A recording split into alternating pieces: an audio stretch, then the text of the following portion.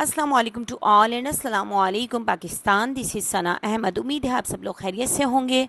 अल्हम्दुलिल्लाह आप लोग की दुआ से मैं भी खैरियत के साथ हूँ और एक और नए व्लॉग के साथ हाजिर खिदमत भी। जी हाँ नाज़रीन और हाज़रीन, आज का जो नया व्लॉग है वो भी एक नसीहत आमोज़ वाक़या है।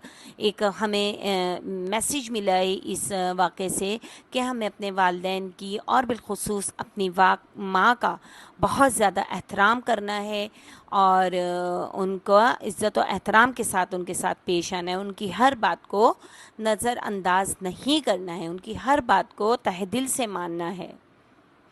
तो आइए हम अपने सबक का वाक़यात का आगाज़ करती हूँ मैं ताउज़ और तस्मिया से। औज़ु बिल्लाहि मिनश शैतानिर रजीम, बिस्मिल्लाहिर रहमानिर रहीम। ये भी एक बहुत नसीहत आमोज़ वाक़या है कि माँ से गुस्ताखी करने का अंजाम। एक सहाबी जिनका नाम अलक़मा था बीमार हो गए। फिर जान कनी का वक्त आ गया। दवा और दुआ दोनों ने काम करना छोड़ दिया और अलक़मा का सांस रुक रुक कर आ रहा था, जान भी नहीं निकल रही थी जबकि इस्तराब पड़ रहा था। लोगों ने कहा कि कलमे तैयबा ला इलाहा इल्लल्लाहु मुहम्मदुर रसूलुल्लाह पढ़ लो, क्योंकि हर मुसलमान की यही ख्वाहिश होती है कि मरते वक्त उसकी ज़बान पर कलमे तैयबा जारी हो, यही कलमा हो। लेकिन अजीब हाल था कि उनकी ज़बान पर कलमा भी नहीं आ रहा था, दूसरी जानिब जान भी नहीं निकल रही थी। अलक़मा की बेगम ने जब यह हालत देखी तो घबरा कर आखिर ज़बान पर कलमा क्यों नहीं आ रहा, दौड़ती हुई रसूल अकरम सल्लल्लाहु अलैहि वसल्लम की बारगाह में हाजिर हुई, उनकी खिदमत में हाजिर हुई और कहने लगीं, या रसूलुल्लाह सल्लल्लाहु अलैहि वसल्लम, मेरे माँ बाप आप सल्लल्लाहु अलैहि वसल्लम पर फ़िदा हों, हम तबाह बर्बाद हो गए। अलक़मा का वक्त आखिर है, जानकनी का आलम है, ज़बान पर ना कलमा जारी होता है और ना ही जान निकलती है।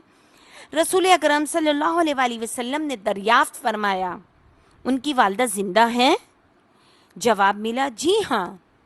आज सल्लल्लाहु अलैहि वसल्लम ने हज़रत बिलाल रज़ियल्लाहु तआला अन्हा को हुक्म दिया कि जाकर अलक़मा की वालदा को लेकर आइए, और अगर वो किसी मजबूरी के बाइस ना आ सकी तो उन्हें पैगाम दें कि घर पर रहें, मैं खुद उनके पास आ रहा हूँ।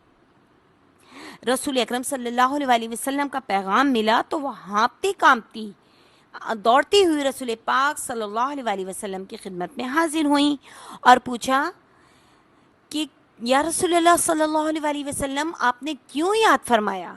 रसूल पाक सल्लल्लाहु अलैहि वसल्लम ने फरमाया, तुम्हारे बेटे अलक़मा का आखिरी वक्त है, जान कनी का आलम है लेकिन जान नहीं निकल रही, वो अजियत और तकलीफ़ में है, कलमा तैयबा भी साथ नहीं दे रहा, कलमा तैयबा भी उसकी ज़बान से अदा नहीं हो रहा। तो तुम अपने बेटे अलक़मा को माफ़ कर दो, शायद उसने तुम्हारा दिल तोड़ा है, उसने तुम्हें कोई दुख पहुंचाया है, आपको कोई दुख पहुंचाया है जिसकी वजह से उनकी हालत हो रही है, उनकी जान नहीं निकल रही और ना उनकी ज़बान से कलमा तैयबा जारी हो रहा है। मालूम नहीं बेटे ने माँ को कितने दुख दिए थे, कितना उनका सुकून बर्बाद किया था, उनको कितनी तकलीफ़ दी थी उस बंदे ने अपनी ज़िंदगी में, तो कि उस माँ ने उस बेटे को माफ़ नहीं किया और इनकार कर दिया कि या रसूलुल्लाह सल्लल्लाहु अलैहि वसल्लम, मैं अपने बेटे को माफ़ नहीं करूँगी।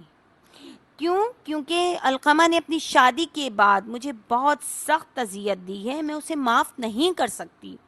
उस पर रसूल खुदा सल्लल्लाहु अलैहि वसल्लम ने हज़रत बिलाल से फ़रमाया, देखिए हुज़ूर पाक सल्लल्लाहु अलैहि वसल्लम ने उनकी वालदा माजिदा से कोई शिकायत नहीं की, कोई गिला नहीं किया, बल्कि उनकी बात सुनी और उसके बाद हज़रत बिलाल रज़ियल्लाहु तआला अन्हु से फरमाया, लकड़ियों का अलाव जलाओ, लकड़ियों का एक घेरा जमा करो और उसमें आग लगा दो, अलक़मा के हाथ पांव बांध कर उन्हें अलाव में फेंक दो। वो जो आग का घेरा बनाए और उसमें आग जल रही है उसमें उसको फेंक दिया जाए। हुजूर अकरम सल्लल्लाहु अलैहि वसल्लम की ये बात सुनकर माँ तड़प उठी। जी हाँ नाज़रीन और हाज़रीन, वो माँ जो अपने औलाद से बहुत ज़्यादा मोहब्बत करती है, बहुत ज़्यादा मोहब्बत करती है, तो वो माँ क्या हुआ, हुजूर पाक सल्लल्लाहु अलैहि वसल्लम के इस फरमान पर वो ایک دم تڑپ اٹھی اور پکاری، یا رسول اللہ صلی اللہ علیہ وآلہ وسلم، کیا آپ میرے بیٹے کو اس آگ میں ڈال دیں گے؟ آپ میرے بیٹے کو پھینک کر اس آگ میں جلا دیں گے؟ تو رسول پاک صلی اللہ علیہ وسلم نے فرمایا، جی ہاں، یہ آگ اس آگ سے کہیں کم گرم ہے جو جہنم میں موجود ہے، اور تمہارا بیٹا جہنم میں جائے گا کیونکہ تم نے اس کو معاف نہیں کیا ہے، تو اب اس کی تو جان نہیں نکل رہی، تو ہم اس آگ میں ڈال دیں گے تو وہ مر جائے گا۔ یہ سنتے ہی ماں بےتاب ہو کر بولی، نہیں نہیں یا رسول اللہ صلی اللہ علیہ وآلہ وسلم، آپ ایسا نہیں کیجئے، میں اپنے اس لخت جگر کو معاف کرتی ہوں۔ جی ہاں ناظرین و حاضرین، یہاں ایک بات بہت قابل غور ہے اور قابل دید بھی ہے کہ دیکھیں، ایک ماں اپنی اولاد کو تکلیف میں نہیں دیکھ سکتی، جبکہ آج کل کی اولاد اپنی ماں کو کتنی تکلیف دیتی ہے، اپنی ماں کو کتنی اذیت دیتی ہے، اپنے عمل سے، اپنے فعل سے، اپنی زبان سے۔ تو ابھی چند ہی منٹ بھی نہیں گزرے پائے تھے کہ ایک شخص دوڑتا ہوا آیا اور اطلاع دی کہ علقمہ کی زبان پر کلمہ طیبہ جاری ہو گیا ہے، اور پھر جان نکل گئی۔ یعنی ماں کی طرف سے معافی ملتے ہی اللہ تعالیٰ نے اس کی ماں کی معافی کو قبول کر لیا، اور ان کی اذیت کو کم کر کے اللہ تعالیٰ نے ان کو کلمہ طیبہ ان کی زبان پر جاری ہوا اور ان کا انتقال ہو گیا۔